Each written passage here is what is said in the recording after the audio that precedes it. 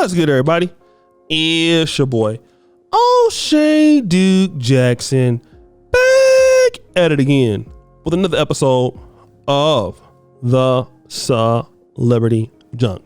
Shannon Sharpe is liked a lot by a lot of you brothers, and as a term of endearment, many of you brothers call him Uncle Shay Shay.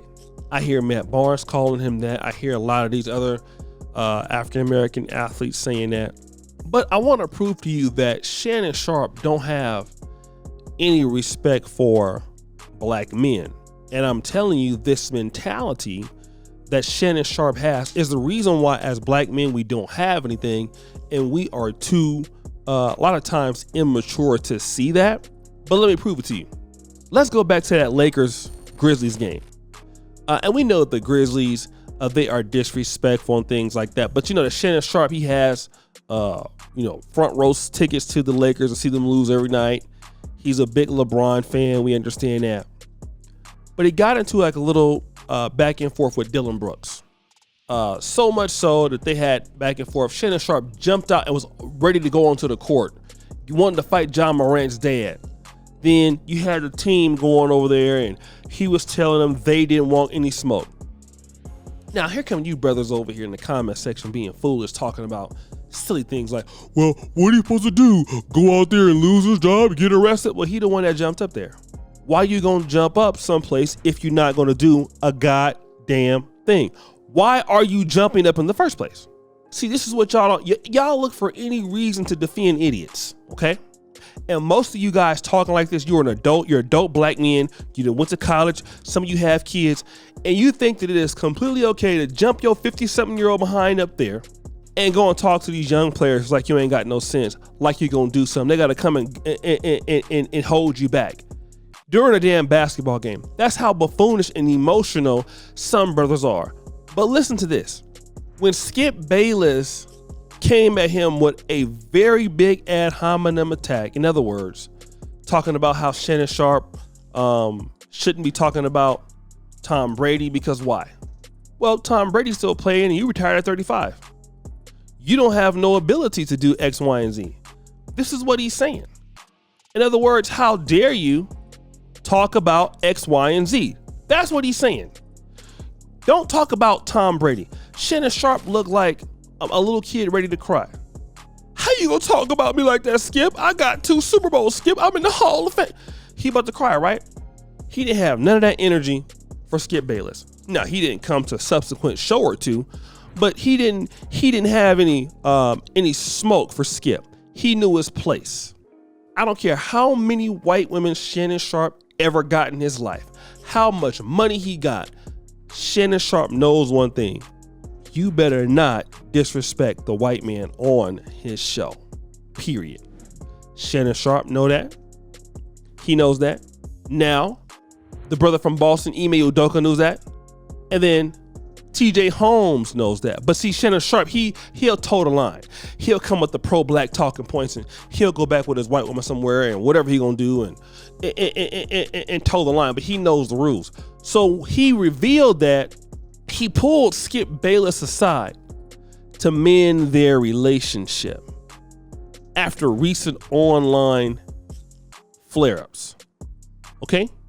This is on Mad Dog Sports Radio. Now let me just say this. Now he did eventually do the same thing with those other brothers, but he wasn't having a physical confrontation because see, as black men, when we want to be, we can't just be civil at first. It got to almost come to fisticuffs. Somebody got to fight or somebody got to get in a scuffle. Then after that, maybe we can talk. But now when we dealing with the white man, we don't even want to even think about violence. We ain't got that attitude because we already know what the repercussions are because we know the white people have power over us.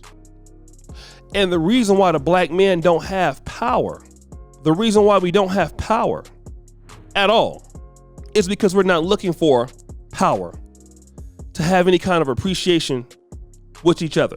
We don't even look like that. That's why we don't have nothing as black men. This is exactly why. We don't have any sort of appreciation for each other.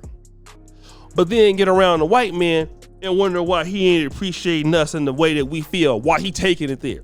Because we don't approach black men like that. Because we don't look at black men as being somebody that can be a business partner. We don't look at black men as somebody that could be building a community with. So we act a fool. We don't even care. Like, athletes don't got no respect for other athletes because nobody owns the team. But when you're the person that owns the team, or you're from the race of the person that owns the team, we know how to act. But amongst each other, we don't know how to act.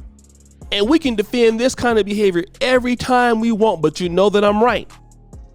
And until black men understand one thing, I'm going to have more respect for my own brother than I'm giving these other people who I don't even know.